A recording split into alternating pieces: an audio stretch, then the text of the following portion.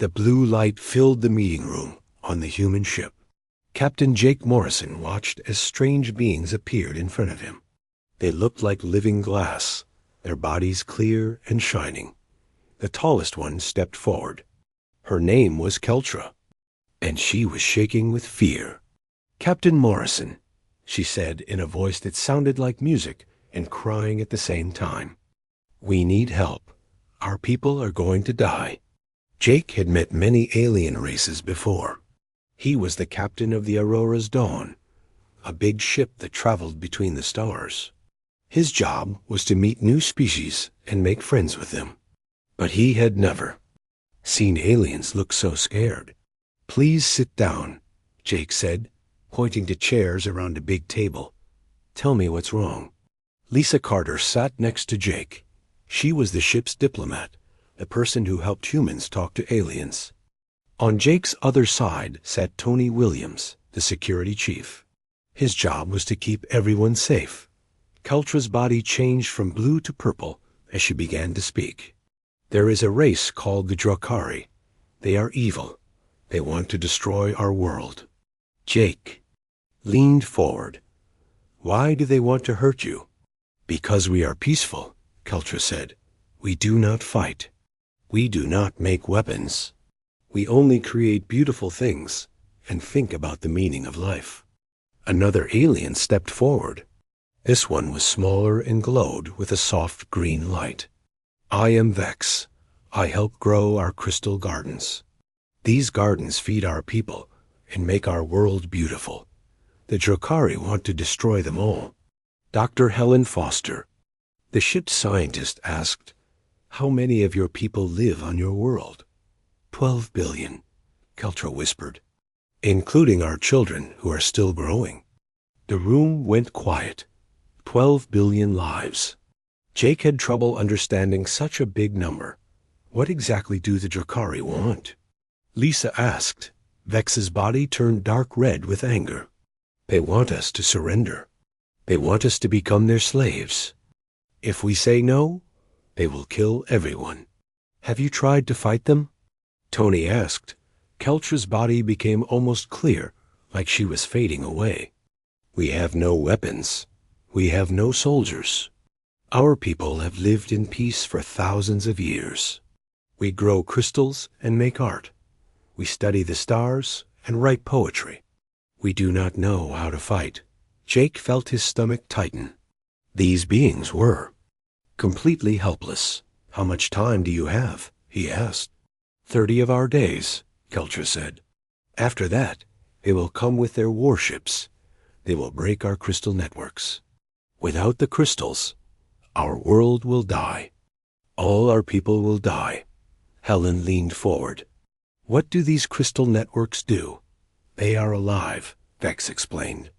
"They clean our air and water. They make food for us.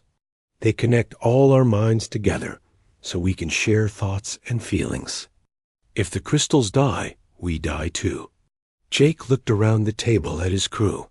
They all looked as worried as he felt. "What are you asking us to do?" Jake said carefully. "We ask you to protect us," Keltra said. "We have heard stories about humans. They say you are brave. They say you help others, even when it is dangerous. We offer you everything we have. Our knowledge, our art, our crystals. Just please don't let us die." Tony shifted in his chair. "What kind of weapons do the Drakari have?" "Big ships with powerful guns," Vex said. "They have conquered 17 worlds. Every time, they kill all the people who live there." "Why?" Lisa asked. "Why do they kill everyone?" Keltra's body turned black with sadness. "Because they believe only strong races should live. They think peaceful races like us are useless. They want to use our world for their own people." Jake stood up and walked to the window. Outside, he could see the stars. Somewhere out there, the Drakari were coming to destroy billions of innocent people. "Captain," Helen said softly, "I've been studying their people through our talks. They really are completely peaceful. They have the technology to make weapons, But they chose not to. They chose to make beautiful things instead. And the Drakari? Jake asked. From what I can tell, they're the opposite, Tony said. They live only to conquer and kill. They don't want resources or territory. They just want to prove they're stronger than everyone else. Jake turned back to Keltra. Why did? You come to us? Why not ask other alien races for help? Because others are too afraid, Keltra said. The Drakari are very strong. Most races will not fight them. But humans are different. Humans fight for what is right, not just for what helps them. Lisa looked at Jake. Captain, this isn't our fight. Earth has no treaties with these people. We gain nothing from helping them. That's exactly why we should help, Jake said, because it's the right thing to do. Keltra's body began to glow with hope. You will help us? I can't make that decision alone, Jake said. I have to ask my government, but I promise you this. I will tell them your story. I will tell them that 12 billion innocent people need our help. How long will that take? Vex asked. A few days, Jake said. Stay on our ship. You'll be safe here. As the meeting ended, Jake watched the aliens leave. Their bodies were glowing brighter now, filled with hope. But Jake knew the decision wouldn't be easy. Many people on Earth would ask why humans should risk their lives for strangers. But looking at these peaceful beings, Jake already knew what he hoped the answer would be. That night, Jake sat in his quarters looking out at the stars. Somewhere in the darkness, evil was coming to destroy something beautiful. The question was, would humanity stand in its way? The message to Earth was already sent. Now all they could do was wait and hope that humanity would choose to be the guardians the galaxy needed. Admiral Patricia Stone stood in front of the Earth Government Council. The big room was full of important people from all over Earth. They had come to decide if humans should help the Crystal People, called Zephyrians. The Zephyrians offer us nothing, said Counselor Richard Hayes. He was a tall man with gray hair, who always worried about money and safety. They have no weapons to help us. They have no special materials we need. If we help them, we might make the Drakari angry at us. Many people in the room nodded. They were scared of making enemies. But 12 billion people will die if we do nothing, said Counselor Maria Santos. She was a kind woman who always stood up for others. When did we start caring more about money than about lives? Admiral Stone pressed a button, and pictures appeared in the air above the table. They showed the Drakari warships, big and scary. Looking, the Drakari have been killing peaceful races for 50 years, she said. They don't just conquer planets. They kill everyone who lives there. If we let them do this, we're saying it's okay to murder innocent people. President Jennifer Clark, the leader of Earth, looked tired. She had been thinking about this problem for days. Captain Morrison, you met these Zephyrians. What do you think? Jake's face appeared on a screen. He was still on his ship with the alien visitors. President Clark, I've never met beings more gentle and kind. They showed me videos of what the Drakari did to other worlds. It's not just war, it's murder. They kill everyone, even children. But is it our job to police the galaxy? Asked another counselor. If we help the Zephyrians, other races will expect us to help them too. We can't save everyone. Dr. Angela Carter stood up. She was Earth's expert on alien cultures. I've studied hundreds of alien races. The Zephyrians are special. They had the knowledge to make weapons centuries ago, but they chose not to. They chose to make their world beautiful instead. They're asking us to save something precious. What? About the Drakari? President Clark asked. What kind of people are they? They're bullies, Admiral Stone said. They pick on races that can't fight back. They believe only strong races deserve to live. They think peaceful races are weak and useless. The room was quiet for a long time. Everyone was thinking hard. A young counselor named Ben Murphy raised his hand. What if we just threaten the Drakari? Tell them to leave the Zephyrians alone? They won't listen, Admiral Stone said. They only understand force. If we're not willing to fight, our words mean nothing. And if we do fight, asked Counselor Hayes, what if we lose? What if they attack Earth? Then we'll defend Earth, Admiral Stone said firmly. But we can't let fear stop us from doing what's right. The debate went on for hours. Some people said it was too dangerous. Others said it was the right thing to do. The room was divided. Finally, President Clark called for quiet. Dr. Carter, tell me more about these crystal beings. What makes them so special? Dr. Carter smiled sadly. They're like living art, President Clark. Their cities are grown, not built. They sing to their crystal gardens to make them grow. They share their thoughts and feelings with each other through their crystal networks. They've created something beautiful that has never existed before in the galaxy. And the Drakari want to destroy all of this? Yes, Dr. Carter said. They see beauty as weakness. They see peace as something to be crushed. Jake's voice came through the speakers. President Clark, I know this is hard, but I've seen the fear in their eyes. They're like children asking adults to protect them from monsters. How can we say no? Counselor Sentis stood up. We're not just deciding whether to help the Zephyrians. We're deciding what kind of people we want to be. Do we only help when it benefits us? Or do we help because it's right? But what if other races ask for help too? Counselor Hayes asked. We can't fight everyone's battles. We'll decide each case as it comes, President Clark said.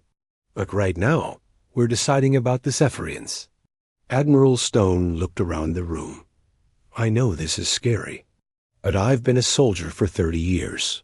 I've seen what happens when good people do nothing. Evil grows stronger.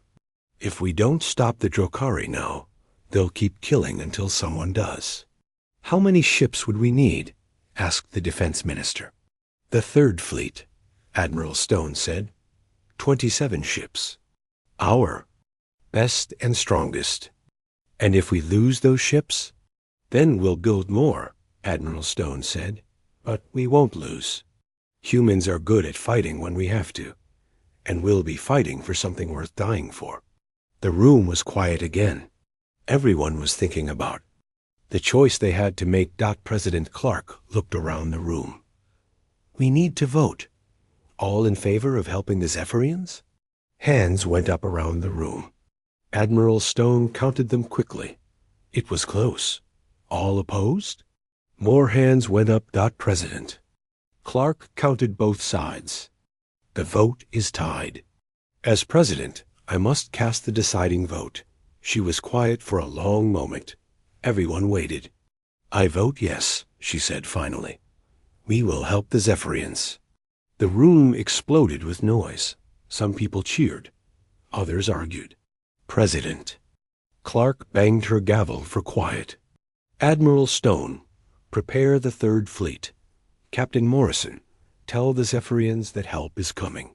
As people left the room, many wondered if they had made the right choice. They were about to fight aliens they had never met, to save aliens they barely knew. But Admiral Stone felt good about the decision.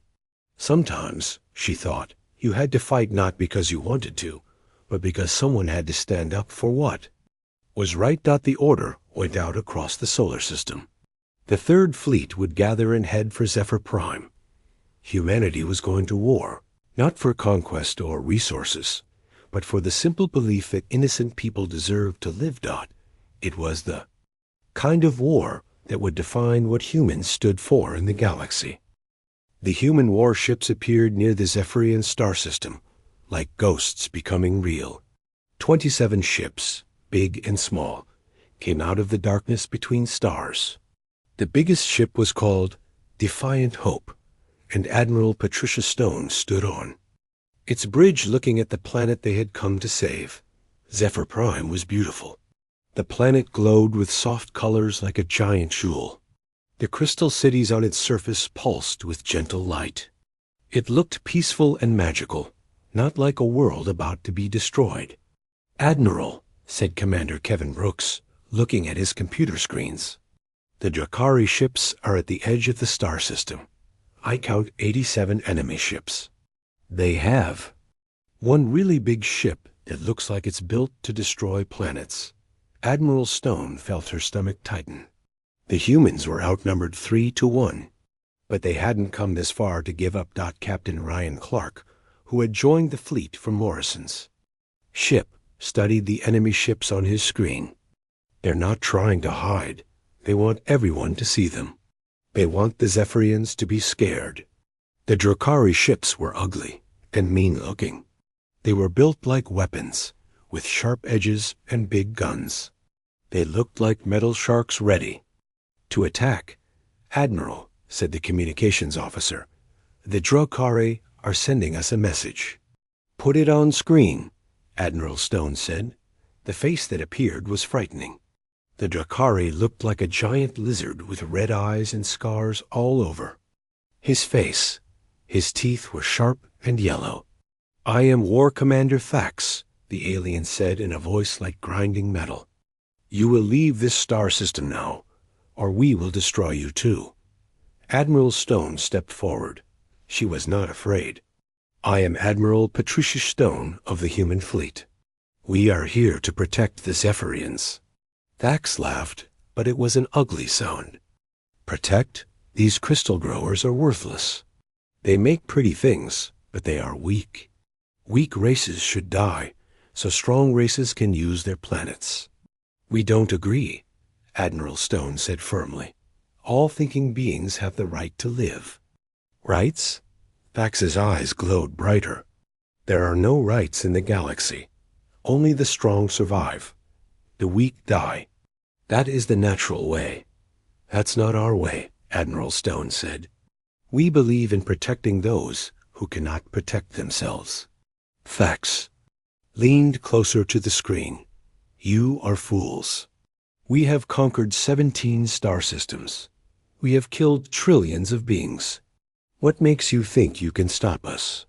"Because we have something you don't," Admiral Stone said. "What is that?" "We fight for something bigger than ourselves." Thax's laugh was even uglier than before. "Pretty words will not save you. You have one day to leave. If you are still here tomorrow, we will show you why the galaxy fears the Drakari Empire." The screen went dark.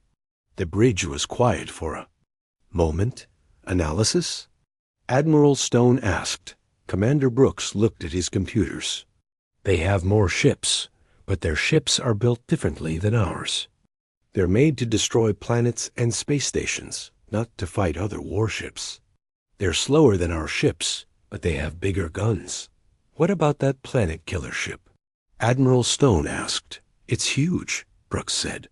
"Probably built to break apart planets from space. But it's so big it can barely move. It's more like a floating weapon than a real ship." Captain Clark studied the enemy formation.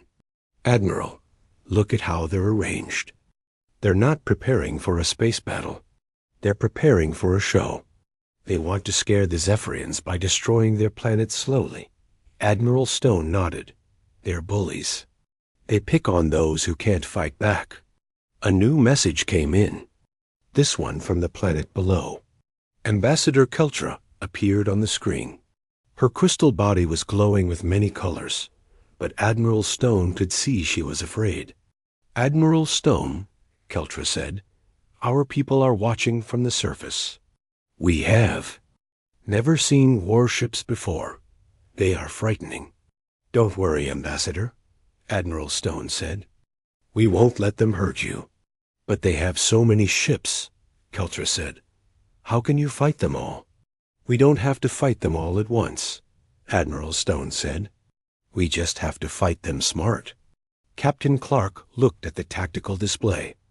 "Admiral, I have an idea. The Drakari are expecting us to fight like them. Ship against ship, gun against gun. But we can move faster than they can. What are you thinking? Hit and run attacks.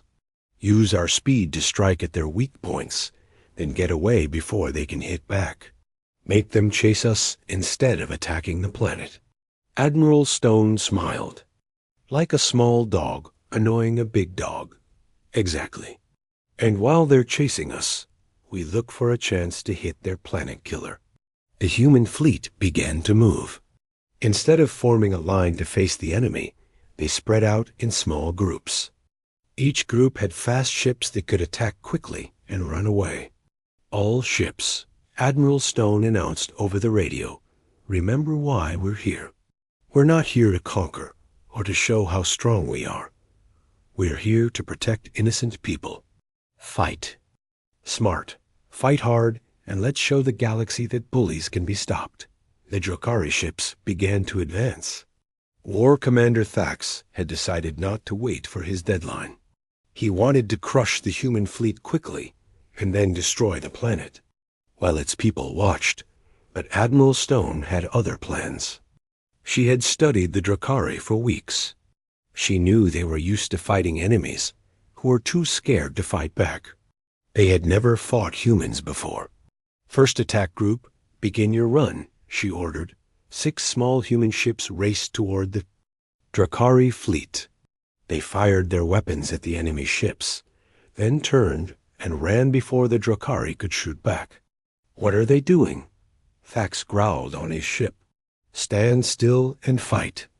But the humans wouldn't stand still. They darted around the Drakari ships like angry bees, striking and running, never staying in one place long enough to be hit. The Drakari ships were too slow to catch them. Their big guns couldn't turn fast enough to track the quick human ships. This is not how war is supposed to be fought. Thax roared. On the human flagship, Admiral Stone watched the battle begin. "It's not about fighting fair," she said quietly. "It's about winning. And we're going to win because we have to." The Battle of Zephyr Prime was about to begin, and neither side would ever be the same. The space battle began when the sun rose over Zephyr Prime. The Drakari ships moved forward in a straight line, just like they always did. They were used to enemies who would stand and fight or run away in fear. But humans were different. Admiral Stone watched from her command center as the enemy ships got closer. "All ships, execute attack pattern Delta," she ordered into her radio. The human fleet split into 3 groups. Each group moved in a different direction, surrounding the Drakari ships. The aliens had expected one big fight, but now they had to. "Fight on 3 sides at once. Fire!" Admiral Stone commanded. The first shots of the battle lit up the dark space. The Drakari ships fired their big energy weapons, beams of burning light that could melt through metal. But the human ships had special shields that absorbed the energy. The human ships fired back with metal bullets that traveled incredibly fast. These kinetic weapons were different from what the Drakari were used to fighting. "Their shields are stopping our energy weapons," reported Commander Brooks. "But our metal bullets are getting through their defenses." Captain Clark watched the battle on his screens. They're confused. They don't know how to fight us because we're not fighting the way they expect. The human ships used their speed to attack and run away. The destroyer Swift Justice raced toward a group of Drakari ships, fired its weapons, then turned and fled before the enemy could shoot back. But the Drakari had many more ships. For every hit the humans made, 2 more enemy ships moved into position. The battle was becoming a test of who could last longer. "Admiral," called Lieutenant Susan Gray from the communication station, "the big Drakari ship is charging its main weapon. It's pointing at the planet." Admiral Stone felt her heart jump. "How long until it fires?" "About 47 minutes. "Can we break through their defenses to reach it?" "Not without losing most of our ships," Commander Brooks said. "They have that planet killer surrounded by all their best ships." Admiral Stone stared at the battle display. The Drakari had made a mistake. They were so worried about protecting their planet killer that they had put all their ships around it in a tight group. All ships, new orders, she announced. Forget the other ships. Every ship, every weapon, attack the planet killer. Full power, maximum effort. The human fleet turned and raced toward the massive Drakari ship. It was as big as a small moon, covered with armor and weapons. But it was slow and couldn't move out of the way. The Righteous Fury led the attack. This ship had experimental weapons that fired metal bullets at incredible speeds. The bullets hit the planet killer's armor like hammers hitting glass. The Drakari ships fought back with everything they had. Space became filled with energy beams and explosions. 3 human ships were destroyed in the first few minutes. There, crews dying to buy time for the others. Direct hit on the planet killer, shouted Brooks. Their weapon is sparking. Keep firing, Admiral Stone ordered. Don't let up. The battle was fierce. Human ships darted around the huge Drakari vessel, firing constantly. The planet killer's armor began to crack and break. War Commander Thax appeared on the communication screen. His reptilian face was twisted with rage. You cannot stop us. We will destroy you all. We'll see about that, Admiral Stone said calmly. The planet killer's main weapon began to glow brighter.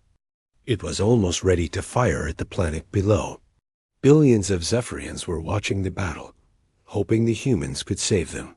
30 seconds until they fire, Brooks called out. All ships concentrated fire on their weapon. Admiral Stone ordered. Every human ship turned their guns toward the planet killer's main weapon. Hundreds of metal bullets struck the weapon at the same time. The weapon exploded. The explosion was so big it damaged the planet killer's hull. The massive ship began to tilt to one side, its systems failing.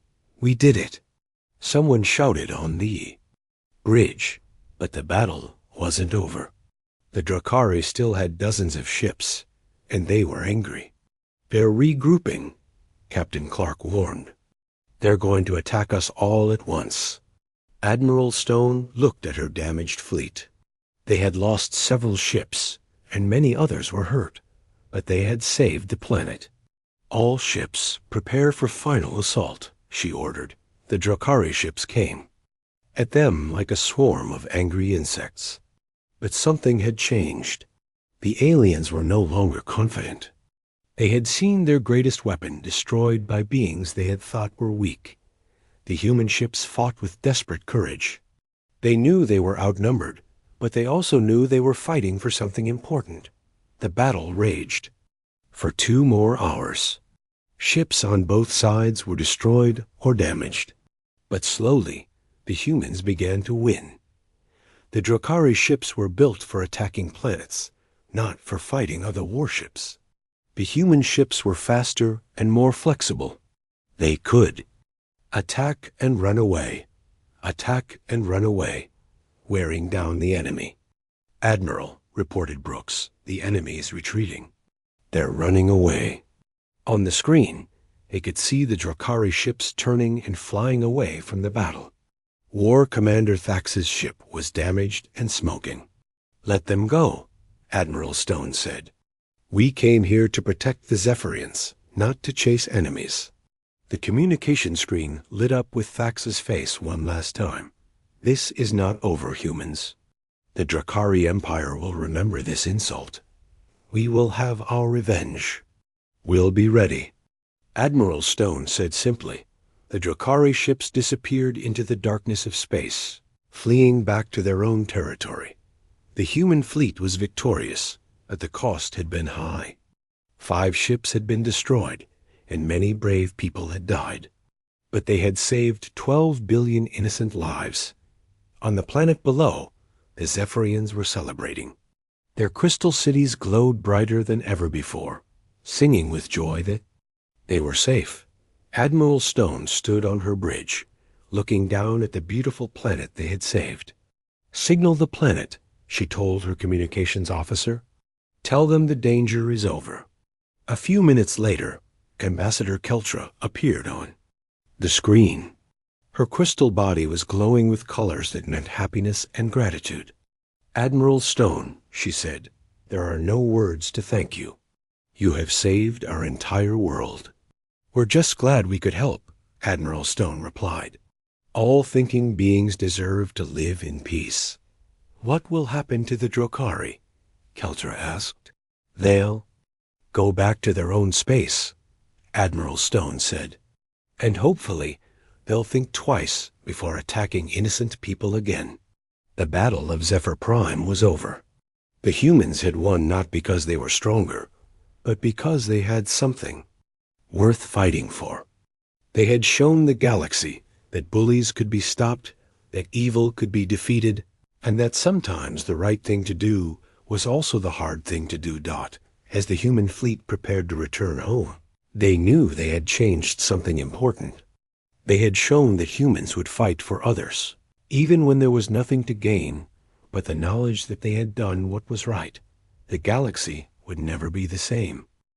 3 months after the battle, Admiral Stone walked through the crystal gardens of Zephyr Prime. The living crystals grew in beautiful patterns that seemed to dance in the light. The Zephyrians had invited her to see a special ceremony where they would record the story of the battle in their living crystal memory. Ambassador Keltra walked beside her. The crystal being's body now glowed with warm golden light, showing she was happy and peaceful. Admiral, Keltra said, today we will put the story of your courage into our crystal networks. As long as our people exist, we will remember what you did for us. Admiral Stone smiled. We were honored to help. Your people deserve to live in peace. We understand now that peace sometimes needs people willing to fight for it, Keltra said. We have learned much from humans. Captain Morrison joined them, carrying a message from Earth. Admiral, news from home. The Galactic Council has officially recognized humanity as a protector species. Word of what we did here has spread across the galaxy. Admiral Stone opened the message and read it quickly. Her eyebrows went up in surprise. 7 other alien races have asked us for protection. The survivors from worlds the Drukari destroyed want help getting their homes back. A group called the Peaceful Collective is asking for help against space pirates. What about the Drukari? Morrison asked. Intelligence reports say they've gone back to their home worlds. Losing their planet killer has caused big problems in their empire. Some of the races they conquered are now fighting back. Keltra's crystal body pulsed with curiosity. What will humanity do now? You could rule a galactic empire if you wanted. Admiral. Stone looked out over the crystal gardens. Young Zephyrians were playing among the singing crystals, their laughter like music. We don't want to rule anyone, Ambassador. We just want to make sure places like this continue to exist. Dr. Foster approached with a computer pad in her hands. Admiral, we finished studying the Zephyrian crystal networks. They're not just cities, they're like one giant mind. All the crystals are connected, sharing thoughts and feelings. When the Drukari threatened to destroy them, they were planning to destroy the Zephyrians' ability to think together. Admiral. Stone felt sick. What they had prevented wasn't just the death of billions of people. It was the destruction of a unique form of life that had taken millions of years to develop. We've received messages from 43 different alien races, Morrison continued. Some want protection. Others want to be our allies. The galaxy is changing, Admiral. Admiral Stone thought about this. Humans had gone into space to explore and trade. They had become warriors because they had to. Now they were being asked to become guardians of the innocent. What do you think, Ambassador? She asked Keltra. Are we ready for this responsibility? Keltra's body shimmered with what might have been amusement. Admiral, you asked that question before you fired your first shot. You asked it when you could have made a deal with the Drukari. You asked it when you could have just watched and done nothing. The fact that you still ask it shows you are ready. As they watched, the crystal formations around them began to sing with deep, beautiful sounds. The Zephyrians were beginning the ceremony, putting the story of the battle into their living memory. Not just what happened, but how it felt. Moment when humanity chose to stand between the innocent and those who would destroy them. A young Zephyrian approached. His name was Zix, and he was only 50 years old, very young for his people. His crystal body glowed with bright, excited colors.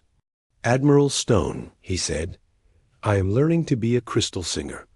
I want to make a new song about humans." "What should I sing about?" Admiral Stone knelt down to be at his eye level. "What do you think you should sing about?" "About how you came from far away to help people you didn't know," Zix said. "About how you fought even though you were scared. About how you didn't want anything from us except to know we were safe." Admiral Stone smiled. "That sounds like a good song." In the months that followed, the Terran Federation faced new challenges. The Drakari Empire would not forget their defeat. Other warlike races would test humanity's resolve. But the galaxy had learned something important.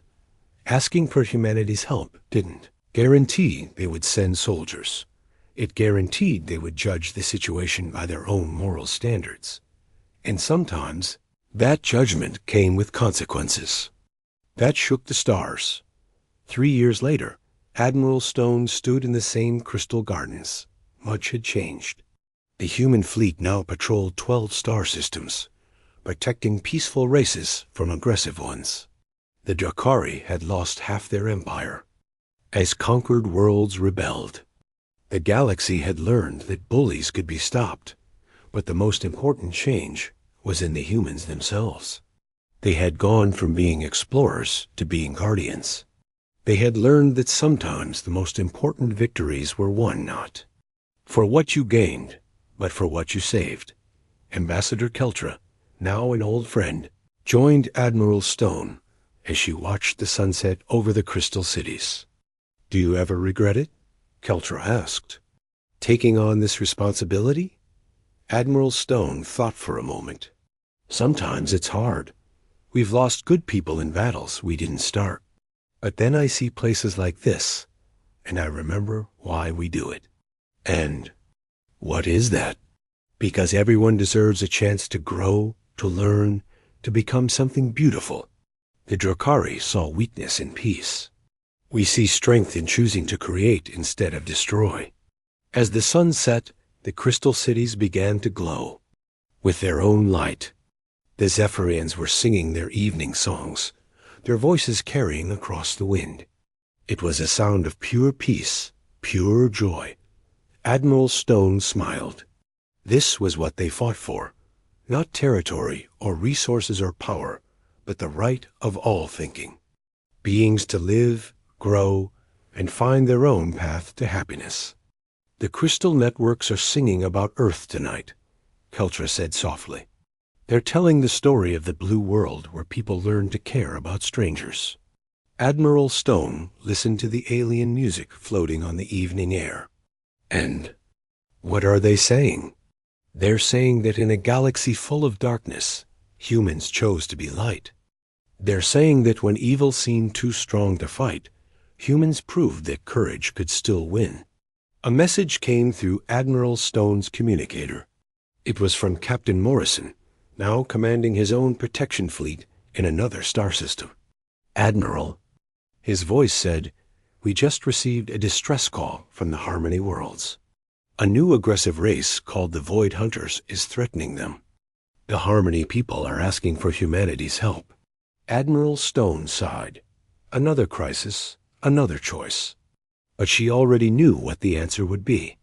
"Tell them we're coming, Captain," she said. "No one fights alone while humans patrol the stars." Keltra's crystal body glowed with pride. "You see? You don't even hesitate anymore." "Why should I?" Admiral Stone asked. "We learned something important here at Zephyr Prime. We learned that the measure of a civilization isn't how strong it is, but what it chooses to protect. As night fell over the crystal world, Admiral Stone prepared to return to her ship. Tomorrow she would head to another star system, to face another threat, to make another choice between what was easy and what was right. The age of humanity as galactic protectors had begun not with conquest, but with compassion. The Zephyrians had asked for help, and what they received was humanity's unwavering promise that all innocent life deserved a chance to flourish. It was a promise that would echo across the galaxy for generations to come. Years later, when young, humans learned about the Battle of Zephyr Prime in their history classes. They would understand why their species had chosen to become guardians of the innocent. They would learn that true strength wasn't about having the biggest guns or the most ships. True strength was about standing up for those who couldn't stand up for themselves.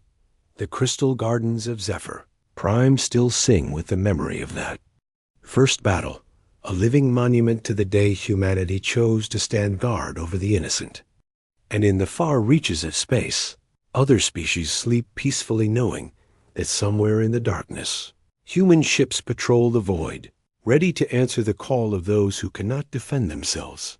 They had asked for help, and what they got was humanity's judgment, a judgment that said all life was precious, all peace was worth defending, and all bullies could be stopped by those brave enough to try.